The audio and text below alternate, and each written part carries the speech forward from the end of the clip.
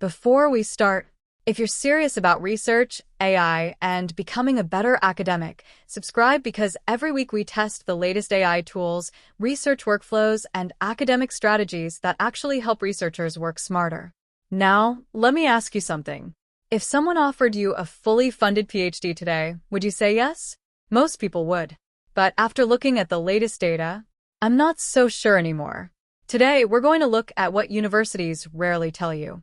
The real job market, the real salaries, the real mental health statistics, and the biggest change that's happening because of AI. So before you spend the next 4 or 5 years chasing a PhD, watch this first. Most people do a PhD because they imagine publishing papers, speaking at conferences, becoming a professor, or building an amazing research career. But here's the question, does the data actually support that dream? Let's start with burnout. Research consistently shows PhD students experience much higher levels of stress and anxiety than the general population.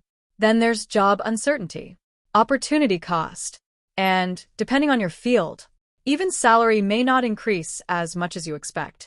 None of this means you shouldn't do a PhD. It simply means you should know the reality before making one of the biggest decisions of your life. But here's the part almost nobody is talking about. AI has completely changed research. Claude, ChatGPT, Perplexity, Consensus, Notebook, they're all incredible. But after testing all of them, I realized something.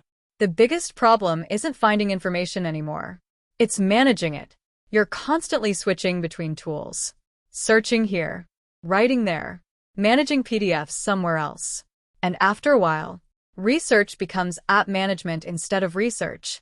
That's exactly why I started using Multilo. Not because it's another AI chatbot, because it brings everything together.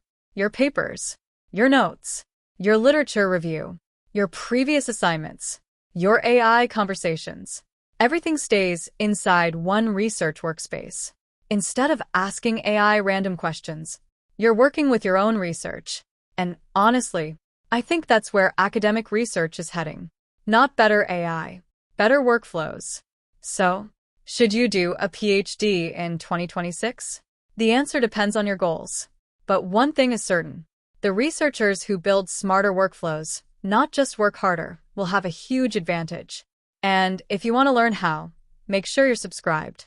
Also, if you haven't watched our videos on Claude, OpenAlex, ResearchRabbit, and the best free AI tools for researchers, watch those next. They'll help you build the complete research workflow. I'll see you in the next video.